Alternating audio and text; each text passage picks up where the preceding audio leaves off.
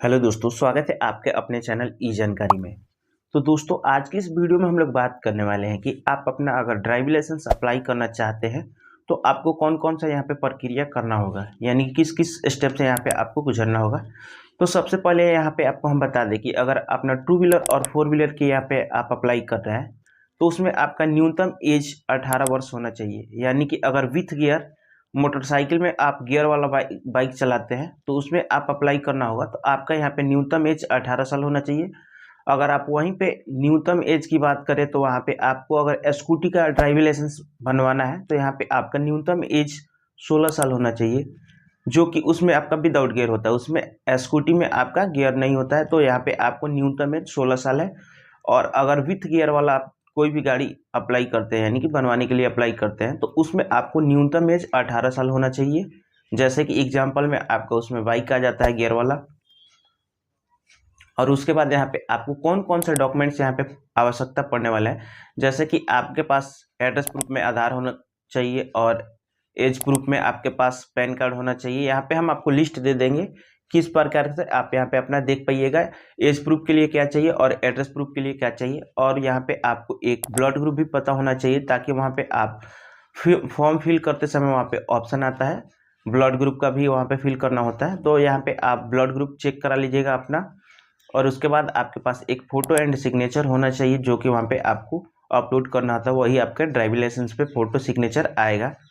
उसके बाद आपको सिंपल सा किसी भी शॉप पे या अपने फ़ोन या लैपटॉप से यहाँ पे आके आपको परिवहन के साइट पे आ जाना है। वहाँ पे आने के बाद आप अपना फॉर्म फिल कर लीजिएगा। फॉर्म फिल करने के बाद आप वहाँ से अपना फ़ी पेमेंट कर लीजिएगा, अपॉइंटमेंट बुक कर लीजिएगा। और अपॉइंटमेंट बुक करने के बाद आपको अपने आरटीओ ऑफिस में विजिट करना होगा।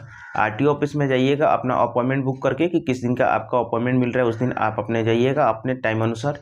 वहाँ पे जाने के बाद आपको यहाँ पे 10 सवाल पूछे जाते हैं, जैसा कि ऑनलाइन 10 सवाल पूछा जाएगा। वहाँ से आपको 6 यानी कि 60% यहाँ पे सही बताना होता है, यानी कि 10 में से आपको 6 क्वेश्चन सही करना होगा। उसके बाद आपका लर्निंग लाइसेंस इशू हो जाएगा।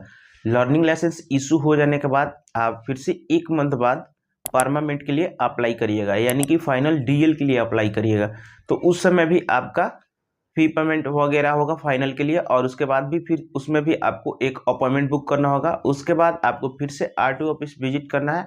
और आरटीओ ऑफिस विजिट करने के बाद आपको वहाँ पे यानी कि जो भी कैटेगरी का व्हीकल का आप अप्लाई किए हैं, यानी 2 व्हीलर और 4 व्हीलर के लिए अप्लाई किए हैं, तो वहाँ पे आपको अपना गाड़ी लेके जाना होगा टेस्ट पास करने के लिए। तो वहाँ पे एक लोकेशन बना होता है कि आपको कहाँ जाकर टेस्ट देना है, और टाइमिंग भी होगा। आपका अपॉइंटमेंट जो बुक किए होंगे उसके अनुसार आपको अपना गाड़ी लेके जाना है और वहाँ पे आपको टेस्ट पास करना है। टेस्ट पास करने के बाद आपके पते पे 15 से 20 दिन में पोस्ट ऑफिस से आपका जो भी ड्राइविंग लाइसेंस का स्मार्ट कार्ड है वो भेज दिया जाता है।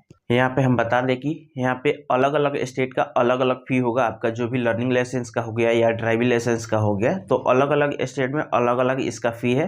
तो जहाँ से आप अप्लाई कर रहे हैं आप अपने अनुसार वहाँ पे देख लीजिएगा कि कहाँ का कितना फ़ी है। आप जहाँ से भी है वहाँ से अपना अप्लाई कर सकते हैं।